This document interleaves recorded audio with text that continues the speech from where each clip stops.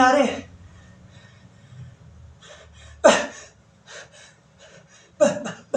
Bakit?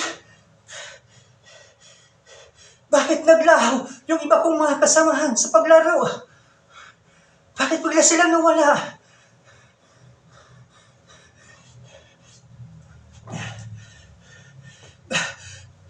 Bakit may mga damit sa kalsada?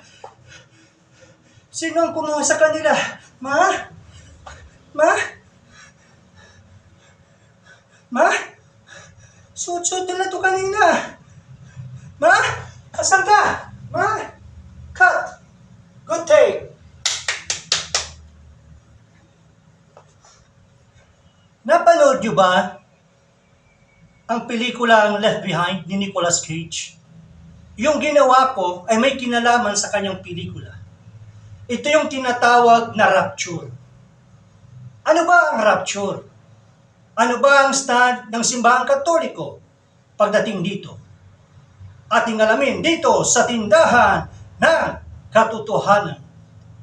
Ang rapture, ayon sa Protestant Evangelical or Dispensationalist group, na kung saan ito'y ginawang doktrina nila, na kung saan si Kristo ay babalik sa himpapawid at aagawin niya ang mga mananampalataya ay sasama sa ulap, and after 7 years of tribulation, yung pagkapighatian, saka pa lamang magkakaroon ng second coming of Christ.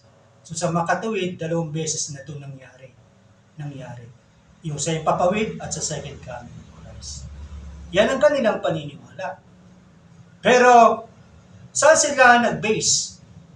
Nag-base sila sa talata ng 1 Thessalonians 4:17. Anong sinasabi doon?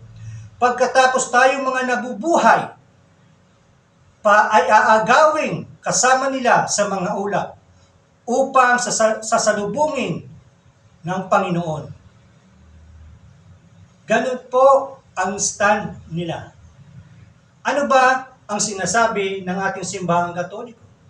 Ang talata ay hindi patunay ng isang lihim na tinatawag na pre-tribulation rapture. Ito ay paglalarawan na iisa at maluwalhating ikalawang pagparito ni Kristo kung kailan bubuhayin ang mga namatay, titipunin ang lahat ng tao, kanyang mananampalataya, at pagkatapos saka magaganap ang ikalawang pag-upo. Ayon sa Catechism of the Catholic Church 675 to 677, bago ang ikalawang pagparito ni Kristo, daraan muna ang simbahan sa isang huling pagsubok.